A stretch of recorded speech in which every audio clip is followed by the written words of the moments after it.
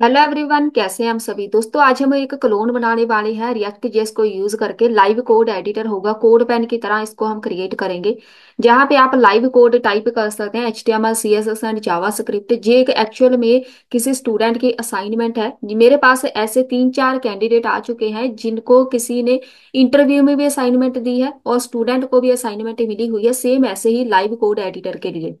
होता क्या है, यहाँ पे हमने इधर कोई भी कोड लिखना है HTML का, तो साथ में राइट साइड हमारे पास अपडेट होगा। लाइव अपडेट हो रहा है, तो मैं जहाँ पे क्लिक लिखूंगी इसका मतलब वो बटन बन गया। ऐसे ही आप CSS का कोड लाइव यहाँ पे ऐड कर सकते हैं। बटन का आपने कलर वगैरह चेंज करना है, तो मैं चाहती हूँ बटन का बैकग्राउंड कलर चेंज हो जाए। जैसे ही आप यहाँ पे टाइप करेंगे ना, बैकग्राउंड कलर रेड करना है, तो उसका कलर रेड हो जाएगा ऐसे। अगर आपने कलर चेंज करना है, तो कलर यहाँ पे मुझे ग्रीन चाहिए, तो वो कलर जो होगा ग्रीन हो जाएगा। ऐसे ही हमारे पास जावा स्क्रिप्ट का कोड होता है। कुछ भी हमने जहाँ पे टाइप करना है, A = 10 टाइप किया, console.log में जाके यहाँ पे A को प्रिंट कराएंगे, मेरे पास कंसोल में जाके वैल्यू दिखेगी। ऐसे ही लाइव कोड एडिटर मैंने काफी पहले भी क्रिएट किए हैं, तो मैंने सोचा आपको मैं एक बार बता दूं ताकि आपको किसी और जगह जाने की जरूरत ना पड़े। अगर आपको कोई ऐसी असाइनमेंट मिले तो आप क्रिएट कर सकते हैं। मेरे पास जहाँ पे 10 वैल्यू आ रही है ना, ऐसे ही आप इसको मल्टीप्लाई करना चाहते हैं किसी के साथ, तो मेरे पास यहाँ पे वैल्यू आ गई। मतलब हमारे पास जावा स्क्रिप्ट बिल्कुल परफेक्ट वर्क कर रहा है। ऐसे भी आप पूरे का पूरा ऑन क्लिक के ऊपर फंक्शन बना सकते हैं, जो भी आपने जावा स्क्रिप्ट का कोड लिखना हो। लाइव एडिटर इसको बोलते हैं। जो भी आप टाइप करेंगे बिल्कुल उसी टाइम हमें वहां पे दिखेगा। जहाँ पे देखो हेलो नजर आ रहा है ना, तो ये H1 के अंदर है। ऐसे ही आपने पैराग्राफ बनाना हो, तो यहाँ पे पैराग्राफ क्रिएट हो जाएगा। ये होगा हमारा आज का छोटा सा प्रोजेक्ट। रिएक्ट जेएस को यूज करके इसको हम क्रिएट करने वाले हैं। चलिए स्टार्ट करते हैं हमारी इस वीडियो चलिए स्टार्ट करते हैं। सबसे पहले हमने यहाँ पे एक वीट फोल्डर क्रिएट किया है। बहुत ही छोटा सा कोड है इसका। app.js पेज पे आपने आना है, इसी के अंदर हम सारा कोड लिखेंगे। एक क्लास नेम ऐड कर देते हैं ये वाली। एक आपने लाइब्रेरी इंस्टॉल करनी है, आपने स्प्लिट लिखना है ऐसे। इसको इंपोर्ट करो, स्प्लिट फ्रॉम, कहाँ से, रिएक्ट स्प्लिट। आपने टर्मिनल ओपन करके इस लाइब्रेरी को इंस्टॉल करना है, मैंने पहले ही किया हुआ है। जब तक ये इंस्टॉल नहीं करेंगे आपके पास ये वर्क नहीं करेगा, नहीं तो एरर आना है। ये क्या करेगा, हमारे पास एक तीन हमें एरिया चाहिए। HTML CSS जावा स्क्रिप्ट का अलग से एरिया चाहिए। जो स्प्लिट करेगा उनको, स्प्लिट मतलब तोड़ना होता है, अलग अलग पार्ट्स में इसको डिवाइड करके देगा। इस स्प्लिट के अंदर थोड़ी सी हम CSS ऐड कर देते हैं। Style is equal to display, हम इसको करेंगे फ्लेक्स में चाहिए हमें। हाइट कितनी चाहिए, हाइट में था आप चेंज कर सकते हैं, मैं जहाँ पे 100 BH रखूंगी। और एक बात यहाँ पे, इसको आपने एक कीवर्ड ऐड करना है, बेशक इधर ही कर दो या लास्ट पे कर दो। साइजेस ऐड करना है, साइजेस के बीच आपने 50-50 लिख देना है। तो वहां पे आपको छोटे छोटे 3 बॉक्स नजर आने हैं, ठीक है। और इसके बीच अब हम डिव लगाएंगे। इस स्प्लिट टैग के बीच ही हमने डिव लगाना है। इसको एक क्लास नेम ऐड करेंगे, पेन, कोई भी नाम हो सकता है, पेन मतलब पैनल। इसके बीच हम एक लगाएंगे टेक्स्ट एरिया। टेक्स्ट एरिया लगाने से पहले एक नया स्प्लिट आपने बनाना है ऐसे। इस स्प्लिट को पहले डायरेक्शन हम ऐड कर देते हैं। ये कंपलसरी नहीं होती, फिर स्किप कर देते हैं, बस इसको स्टाइल ऐड कर देते हैं। हाइट रखेंगे इसकी 100%। इस स्प्लिट के अंदर एक टेक्स्ट एरिया बनाएंगे। टेक्स्ट एरिया ही बेसिकली हम ज्यादा यूज करेंगे, जिसके बीच हम टाइप करेंगे। इस टेक्स्ट एरिया के बीच हमारे पास ये एक आ गया टेक्स्ट एरिया, ठीक है। ऐसे हमें 3 चाहिए, 3 हम बनाएंगे, एक HTML CSS and Java script का। ये जो टेक्स्ट एरिया है इसके ऊपर हमने कुछ कीवर्ड लगाने, पहले तो कोई वैल्यू आएगी। ये वैल्यू होगी HTML की। 3 बनानी है, हर एक की वैल्यू डिफरेंट होगी, ये एक वेरिएबल की तरह काम करेगी। एक इसके अंदर ऑन चेंज बनेगा। ऑन चेंज मतलब जो भी इसके अंदर टाइप करेंगे उसकी वैल्यू गेट करनी है, जो कोड हम लिखेंगे। तो सेट कर देंगे HTML। 3 हमने स्टेट बनानी है HTML। इसके अंदर हम रखेंगे E.target.वैल्यू। अब जो हमें स्टेट चाहिए पहले वो डिफाइन कर देते हैं। 3 स्टेट चाहिए, एक चाहिए हमें HTML की। सेट कर दो HTML को। और इसके बीच जो वैल्यू आनी है यूज स्टेट के साथ, वो आएगी ब्लैंक। जो हम कोड टाइप करेंगे बस वही है HTML। CSS जावास्क्रिप्ट तो JS लिखेंगे। सेट कर दो CSS को, सेट कर दो JS को। इनकी वैल्यू ऐसे ब्लैंक ही रखनी है। एक नया कॉन्स्ट और क्रिएट करना है। इसको हम रखेंगे SRC डॉक, सोर्स डॉक, कोई भी नाम देना है आपने। इसका काम हम बाद में देखेंगे। सोर्स डॉक, इसके बीच जो वैल्यू आनी है ब्लैंक रखनी है आपने ऐसे। ये स्टेट्स चाहिए हमें। इधर आना है आपने, जो हमने टेक्स्ट एरिया लगाया है इसके ऊपर एक क्लास नेम भी ऐड कर देते हैं ताकि हम इसको डिजाइन कर पाए। क्लास नेम आएगा कोड इनपुट। ये हो गया हमारे पास फर्स्ट टेक्स्ट एरिया रेडी। इसको कॉपी पेस्ट कर लो।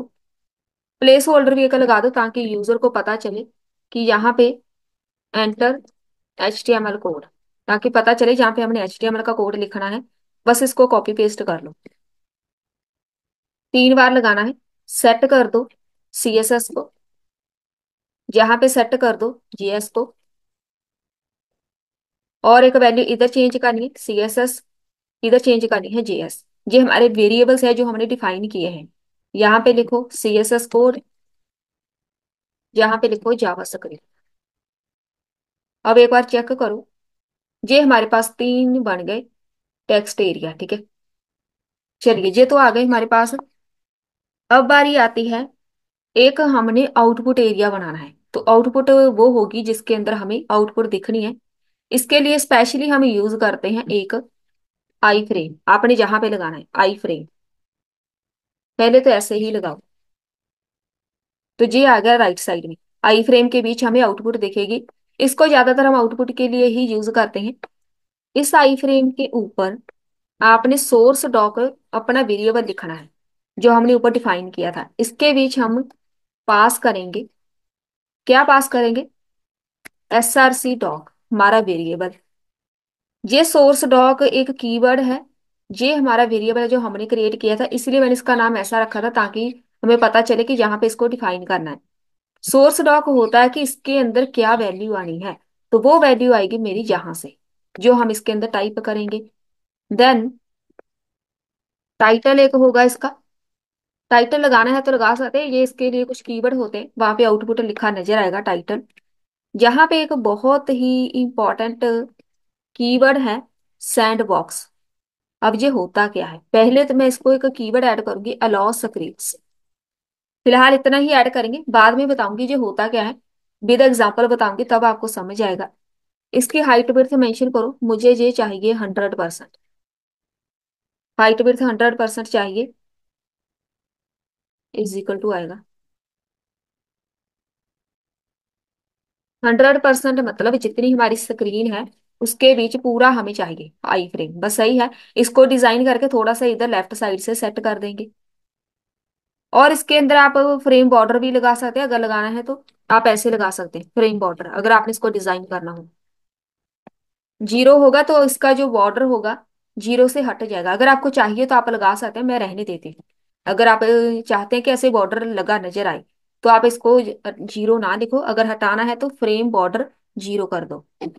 एक इसको क्लास नेम ऐड कर देते हैं आउटपुट। ये हमारा हो गया फ्रंट एंड रेडी, बस इतना ही काम है।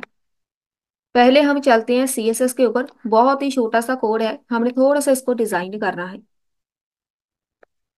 सबसे पहले जो ऐप है इसकी हाइट रखेंगे 100 ph। इसके बीच जो पेन हमने लगाया था, पैनल मतलब, सबसे पहले डिस्प्ले सबको फ्लैक्स में कर दो। फ्लैक्स डायरेक्शन हम इसकी रखेंगे, फ्लैक्स डायरेक्शन कॉलम में चाहिए। हाइट यहाँ पे 100% चाहिए। और टेक्स्ट एरिया, अब बस हमने टेक्स्ट एरिया को थोड़ा सा डिजाइन करना है। हाइट विड्थ हमें 100% चाहिए। पैनल के बीच जितनी हाइट विड्थ है उतना पूरा फिट हो जाएगा 100%। अब सही है। हाइट विड्थ, बॉर्डर हमें नहीं चाहिए, आउटलाइन भी नहीं चाहिए।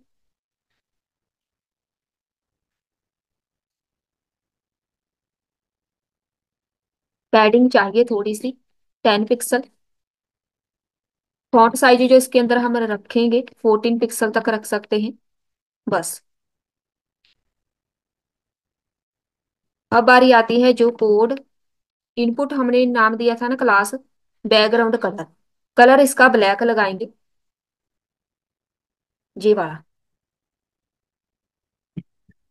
और रीसाइज इसको हम हटा देंगे। रीसाइज ना कर पाए इसका मतलब है वहां पे ऐसे इसको हम स्क्रॉल करके इंक्रीज डिक्रीज कर रहे थे ना साइज को, अब ये नहीं होगा, ये फिक्स हो जाएगा बस। कोड इनपुट, कलर इसके ऊपर जो रहेगा वो वाइट कर दो, मतलब जो हम लिखेंगे वाइट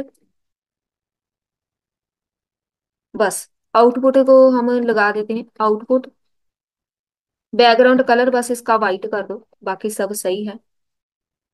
अभी मेरे पास ये है इशू, ऐसे नहीं आना चाहिए मुझे, इसको हमने हॉरिजॉन्टली ऐड किया है। यहाँ पे आके एक इसको प्रॉपर्टी ऐड करते हैं, स्प्लिट को ऐड करनी है, डायरेक्शन हम इसकी ऐड करेंगे, हॉरिजॉन्टल ऐड करेंगे। ऐसे ही इसको ऐड करो डायरेक्शन, चेक कर लेते हैं अगर ये वर्क कर जाए।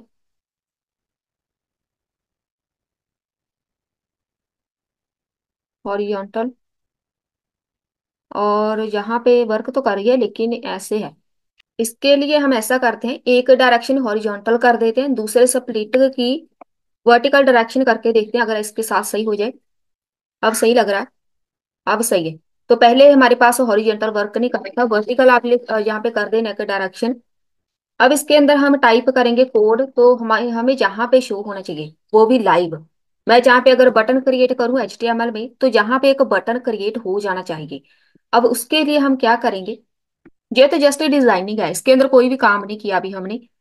तो हमने आना है जहां पे एक यूज इफेक्ट लगाएंगे। अब ये यूज इफेक्ट क्यों है, लाइव अपडेट करने हैं, मतलब जैसे जैसे मैं कोड टाइप करती जाऊंगी वैसे वैसे वहां पे आउटपुट डिजाइन होती जाए। तो हम इसको यूज इफेक्ट के साथ लगाएंगे तो ज्यादा सही रहेगा। कॉन्स्ट क्रिएट करना है, ये वाला ऑप्शनल है। टाइम आउट मैं लगा रही हूँ, इंटरवल मैं अपनी तरफ से सेट कर रही हूँ, अगर नहीं भी करेंगे तो सही है, लेकिन यूज इफेक्ट लगाया है मैंने तो इसके लिए मैं यहाँ पे टाइम इंटरवल ऐड कर रही हूँ। सेट कर देंगे। जो मेरे पास SRC डॉक वेरिएबल है ना, उसके अंदर वैल्यू सेट करनी है। SRC मेरे पास बेसिकली है क्या, इसको मैंने डिफाइन किया था आई फ्रेम के साथ, ठीक है। आई फ्रेम के अंदर हमें आउटपुट चाहिए, तो हमने यहाँ पे आई फ्रेम के ऊपर इसको लगाया था। जो मैं टाइप करूंगी वो डिजाइन किधर होना चाहिए, आई फ्रेम के अंदर। तो इसको सेट करना है क्या, HTML लिखना है आपने सेम ऐसे ही। HTML को बंद भी कर दो, इसके बीच बॉडी टैग लगेगा। बॉडी टैग ने आप यहाँ पे इसको बंद करेंगे, लेकिन इसके बीच आपने $HTML लिखना है, बस इतना ही लिखेंगे तो वो समझ ही जाएगा कि यहाँ पे HTML का कोड होगा। और ये वाला जो इंटरवल लगा है बाकी हम बाद में करेंगे। यहाँ पे इसको बंद करके इंटरवल लगाया तो यहाँ पे 250 लिख दो। कितने टाइम बाद अपडेट होना चाहिए, 250 सेकेंड, बहुत ही कम टाइम, मतलब लाइव अपडेट। मैं जहाँ पे कुछ भी टाइप करूंगी, अब देखो 250 सेकेंड में ये अपडेट हो रहा है। अब मैंने जहाँ पे बटन क्रिएट करना है तो जहाँ पे देखूंगी बटन, तो ये देखो बटन क्रिएट हो गया, इसके ऊपर क्लिक लिखना है, बटन को बंद कर दिया। अब देखो H1 में मैंने हेलो लिखना है, तो यहाँ पे हेलो साथ साथ में मुझे नजर आ रहा है। वो जो मैंने 250 लिखा है ना, वो टाइम इसलिए है कि कितने टाइम बाद आपने अपडेट करना है। वैल्यू इंक्रीज कर दो, ये टाइम बहुत ज्यादा हो जाएगा। मैंने जहाँ पे पैराग्राफ क्रिएट करना, अब देखो कुछ भी नजर नहीं आ रहा, लेकिन आएगा कुछ टाइम बाद, जब वो मैक्सिमम वो 2 सेकंड का टाइम है, इसीलिए वो लेट नजर आएगा। अब ये वाला इसीलिए मैंने इंटरवल लगाया था, हमने बहुत ही कम वैल्यू लिखनी है। आप 150 लिखो तो और भी फास्ट हो जाएगा। तो 150 नहीं लिखेंगे, ऐसा नहीं कि हमारे टाइप करने से पहले वो वहां पे जाके शो करा दे। अगर मैं जहाँ पे 50 लिख दूँ, यहाँ पे आके प्रिंट कराते हैं H2 में, H2 में हेलो प्रिंट कराते हैं। तो स्पीड सेम ही है, मैक्सिमम सेम ही है, 150 250। ये हमारे पास मिनिमम स्पीड है तो 250 तक सही है। साथ साथ में हमें अपडेट दिखेगा। अब आपने कुछ भी यहाँ पे प्रिंट करना हो, HTML का जो मर्जी कोड लगाते रहो, एंकर टैग क्रिएट करना तो यहाँ पे एंकर टैग लिखेंगे, लिंक लगा दो, यहाँ पे एंकर टैग बंद कर दो। अब ये एंकर टैग बनना चाहिए, मतलब यहाँ पे href लगाएंगे।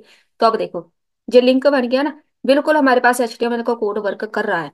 ऐसे ही पहले तो यहाँ पे डिपेंडेंसीज पास कर दो, एक HTML होगी पास, एक CSS, एक JS। अपनी वेरिएबल पास कर दो। यहाँ पे आना है, आपने स्टाइल टैग लिखना है क्योंकि CSS स्टाइल टैग के साथ काम करती है। यहाँ पे आके डॉलर लगा के CSS अपना वेरिएबल पास कर दो। अब मैंने यहाँ पे कलर चेंज करना है, H1 का मान लो। तो मैं यहाँ पे लिखूंगी CSS की प्रॉपर्टी, कलर इसका रेड कर दो। तो लाइव अपडेट होगा, वो देखो कलर रेड हो गया। फॉन्ट साइज चेंज करना है 100 पिक्सल, तो ये हो गया। ऐसे ही आपने जावा स्क्रिप्ट ऐड करनी है, जहां पे आपने स्क्रिप्ट टैग लगाना है, लेकिन डायरेक्ट ये वर्क नहीं करेगा। यहाँ पे स्क्रिप्ट टैग लगाओ। इसमें इशू क्या आना है वो मैं बता देती हूँ। यहाँ पे आके रिफ्रेश एक बार करते हैं। ये हमारे पास जावा स्क्रिप्ट का कोड है। अगर मैं यहाँ पे A = 10 लिखूं, कंसोल डॉट लॉग में जाके ए को प्रिंट करा देते हैं, हमारे पास आउटपुट क्या आएगी। तो कंसोल ओपन करना है। अगर ये वर्क करेगा तो हमारे पास आउटपुट यहाँ पे 10 आनी चाहिए। नहीं वर्क कर रहा, हमने आना है इधर आई फ्रेम पे। ये वाला लगाया ना सैंड बॉक्स, ये जावा स्क्रिप्ट के लिए है। पहले तो स्पेलिंग गलत है। अब मेरे पास ए की वैल्यू आ जानी चाहिए। एक बार इसको रिफ्रेश करते हैं। A10 प्रिंट किया, कंसोल डॉट लॉग में जाके ए को प्रिंट करा दो, तो यहाँ पे क्या वैल्यू आई, 10। अब आपने इसको मल्टीप्लाई करना है। मल्टीप्लाई कर देते हैं 20 के साथ, तो यहाँ पे मल्टीप्लाई होके आ गया, मतलब जावा स्क्रिप्ट हमारे पास बिल्कुल वर्क कर रही है। इशू देखो किधर आएगा। मैं जहाँ पे एक बटन लगा रही हूँ, बटन के ऊपर क्लिक लिख देते हैं। इसके ऊपर हम एक बनाते हैं ऑन क्लिक। जब कोई बंदा इसके ऊपर क्लिक करेगा, एक ABC नाम का फंक्शन परफॉर्म होगा। इसके ऊपर जस्ट हम लगाएंगे एक अलर्ट, एक फंक्शन क्रिएट करेंगे ABC। जैसे ही कोई क्लिक करेगा एक अलर्ट दिखे, उसके बीच हेलो लिखा नजर आए। यहाँ पे मैं क्लिक कर रही हूँ, नहीं हो रहा, यहाँ पे ये बोल रहे हैं। अब इस आप एरर को समझना सीख लो। Allow models keyword is not set, इसका मतलब है जहां पे आना है आपने अलाउ स्क्रिप्ट लिखा हुआ ना, स्क्रिप्ट है मतलब हमारी बेसिक जावा स्क्रिप्ट। अगर आपने इसकी वर्किंग ऐड करनी है तो आपको जहां पे अलाउ करना पड़ेगा मॉडल्स को, ऐसे। अब अगर जाके आप इसके ऊपर क्लिक करेंगे, एक बार रिफ्रेश करना ही पड़ेगा, चलिए इसको हम हटा देते हैं। यहाँ पे एक लगाते हैं बटन क्लिक, एक ऑन क्लिक बनाते हैं इसके ऊपर।